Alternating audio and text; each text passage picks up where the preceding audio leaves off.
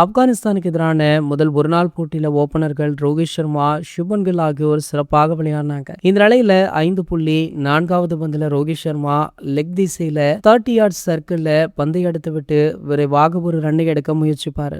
அப்போது எதிர்முனை batter Shubman Gill துவக்கத்திலேயே run ஓட ஆர்வம் காட்டிய நிலையில அதன் பின்னர் ரன் ஓடாமல் நின்று விடுவாரு. ஆனால் ரோஹித் சர்மா முழு முயற்சியுமே எடுத்து பாதி தூரம் வரை வந்து ஓடிடுவாரு. பிறகு சுப்மன் கில் ரன் ஓடாமல் நிற்பதை பார்த்துவிட்டு ரோஹித் சர்மா வேகமாக பின்னோக்கி செல்றாரு. அதற்குள்ள ரஷீத் கான் எறிந்த த்ரோவை பிடித்து கீப்பர் குர்பாஸ் அவர்கள் பந்து ஸ்டெம்ப்ல வைத்து ரோஹித் அவர்களை ரன் அவுட்டுமே பண்றாரு. இந்த நிலையில இந்த போட்டியில இந்திய அணி வென்ற பிறகு பேட்டி கொடுத்த சுப்மன் கில்லிடம் இது குறித்து கேள்வியுமே கேட்கப்பட்டது. ரோஹித் சர்மா திட்டினாரா அப்படின்னு கேட்கப்பட்ட நிலையில அதற்கு பதிலளித்த கில் அவர்கள், ரோஹித் சர்மா அந்த ரன் அவுட் ரீப்ளேவை ஓய்வறையில பார்த்தார். நானும் அருகில இருந்தேன், அதனை பார்த்துட்டு பரவாயில்லை அப்படின்னு என்னிடம் சொல்லியிருக்காருன்னு கில் தெரிவிச்சிருக்காரு. மேலும் பேசிய கில் அவர்கள், இது T20 போட்டிக்கு நிகரான போட்டியாகத்தான் இருந்தது. ஆப்கானிஸ்தான் அணி துவக்கத்துல சிறப்பாக பேட்டிங் ஆடினாங்க. குர்பாஸுடைய பேட்டிங்கால இந்திய அணிக்கு சற்று பின்னடைவுமே ஏற்பட்டது. ஆனால் அதற்கு பிறகு மிடில் ஓவர்கள், டெத் ஓவர்கள்ல இந்திய பவுலர்கள் அபாரமான கம்பேக்கை கொடுத்தனாங்க.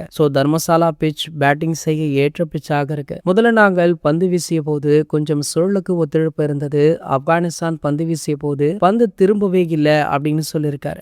இந்த ரன் அவுட் பற்றி கில் அவர்கள் இப்படி தெரிவித்திருந்தாலுமே ட்ரெஸ்ஸிங் ரூம்ல கில் அவர்களை ரோஹித் சர்மா அவர்கள் விளாசியிருந்தார் அப்படின்னு மற்றும் ஒரு செய்தியுமே சோசியல் மீடியாக்கள்ல உலாவர ஆரம்பிச்சிருக்கு. உண்மை என்ன அப்படின்றது இப்போது வரைக்குமே தெரியல. இது போன்ற செய்திகளை பத்தி நீங்க உடனே தெரிஞ்சுக்க நம்மளுடைய சேனலை மறக்காம சப்ஸ்கிரைப் பண்ணிக்கோங்க.